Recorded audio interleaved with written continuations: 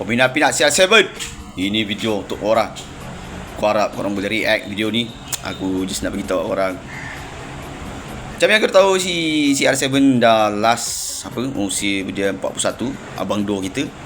Ini boleh kata kemungkinan, aku rasa pastilah kot, bukan lagi kemungkinan, perlawanan terakhir untuk Abang Do kita yang akan buat CD Piala Dunia yang tahun ni, tak lama, beberapa hari lagi kan.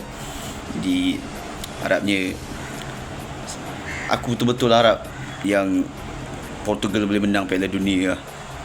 Ni impian aku dari kecil. Aku nak tengok Ronaldo menang Piala Dunia. Dia berapa kali dah terkandas Piala Dunia 2010, 2000 berapa, seterusnya lah sampai ke Piala Dunia kali ni untuk tahun 2026 ni. Aku harap sangat-sangat Ronaldo boleh menang.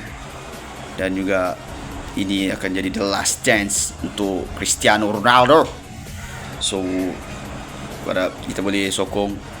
Dan entahlah, aku rasa lepas ni kita dah tak nampak lagi player yang bola sepak sekarang. Bukan aku tak minat, cuma aku malas nak ulas, tak buat konten pasal bola ni sebab aku dah tak ada dah perasaan dah tak sama macam dulu lah. Macam bola sepak sebelum ni, zaman-zaman Premier League pun aku tak berapa nak layan sangat. Sebab yelah, entah, aku rasa dia punya hype dan juga dia punya tak macam dulu. Tak macam musim-musim Robin Van Persie, macam siapa lagi waktu Drogba, waktu ada Torres, ada Ronaldo, waktu dia main cameo lagi, waktu pun jadi aku dah malas nak layan. Tapi itu tepikan dulu, aku bukan nak cerita pasal tu. Aku nak bagi tahu sebenarnya yang semoga Cristiano Ronaldo boleh menang edisi Piala Dunia kali ni. Dan aku rasa masih ramai lagi yang sama dengan aku, yang sependapat dengan aku. Mungkinkah Portugal akan menang Piala Dunia kali ni? Dan aku harap boleh menang lah. Jadi akan jadi satu kepuasan untuk kita semua. Semoga Portugal menang untuk Piala Dunia kali. So, what up gang?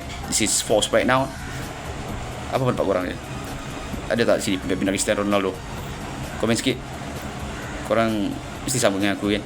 Mesti harap Ronaldo menang kan? Inilah dia member pun dah 40 lebih kan. Tapi aku harap sangat lah kali ni Cristiano Ronaldo menang. Di stand for Cristiano Ronaldo.